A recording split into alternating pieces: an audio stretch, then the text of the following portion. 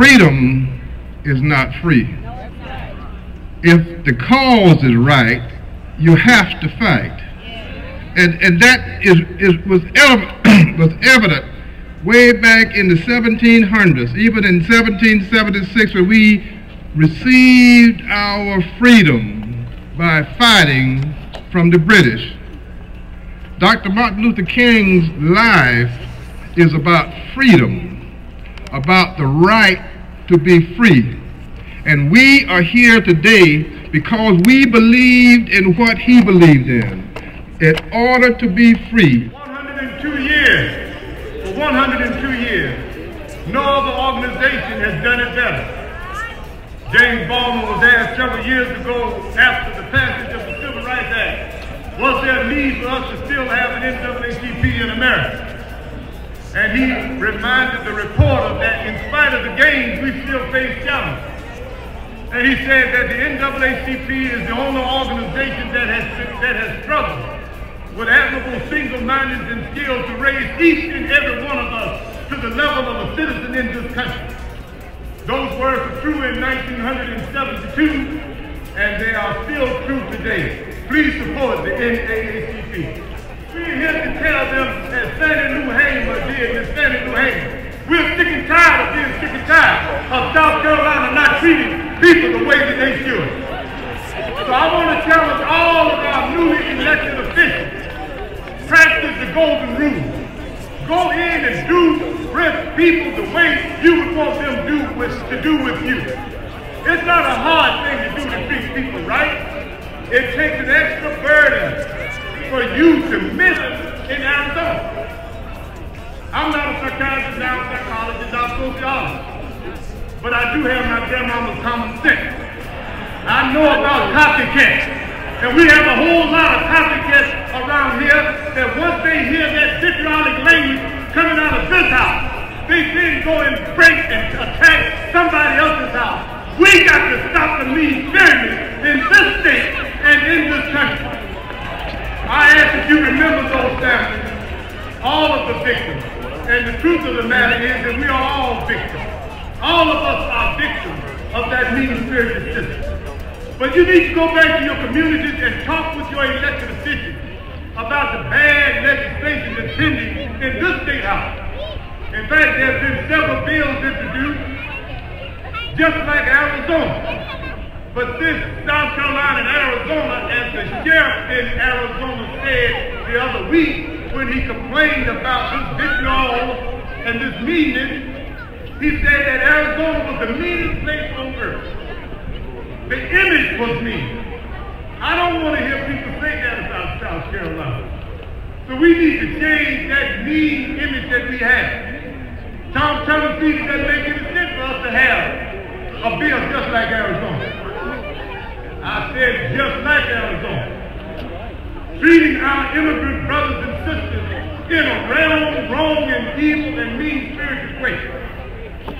South Carolina is about to embark upon the same thing that Arizona is on right now, losing millions of dollars because several industries and several businesses have said we are not going to go there because we don't want our citizens treated that way. So I want you to reach out to your elected officials and let them know that you have some serious concerns about the Arizona bill.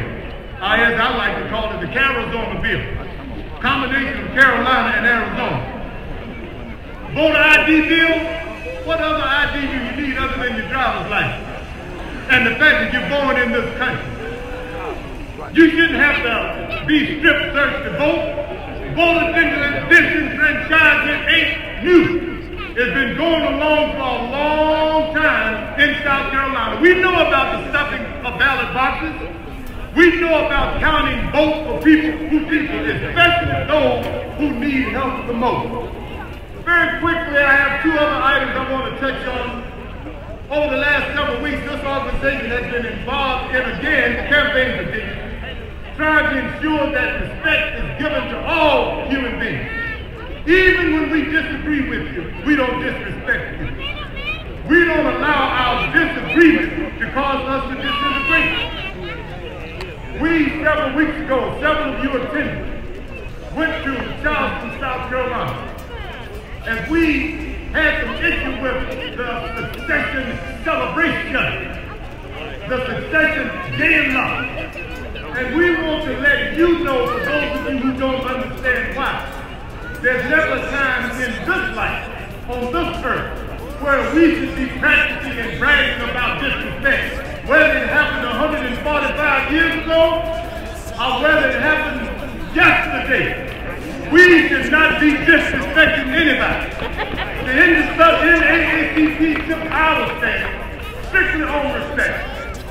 We feel that, yes, honoring the dead makes sense. There's some dead that I don't honor as much as I do others, because if you die and try to hurt people, I have some problems with your death. We have some problems with your death. But being as it is, we don't walk around and insult our Native American friends.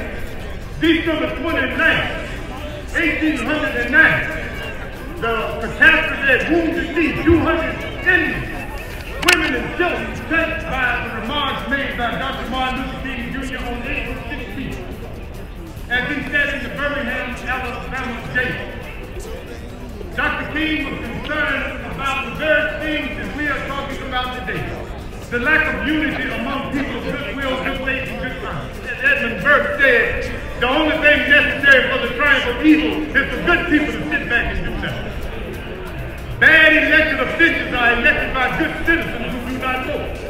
John King said the hottest places of hell are reserved for those persons who in a great moral crisis maintain their neutrality. We can ill afford to be neutral again. We must come to see that human progress never rolls in on wheels of inevitability. It comes through the tireless effort and the work of men and women working with God. And without this hard work, time itself becomes an ally of the forces of social stagnation. We must use time creatively and forever realize that the time is always right to do this.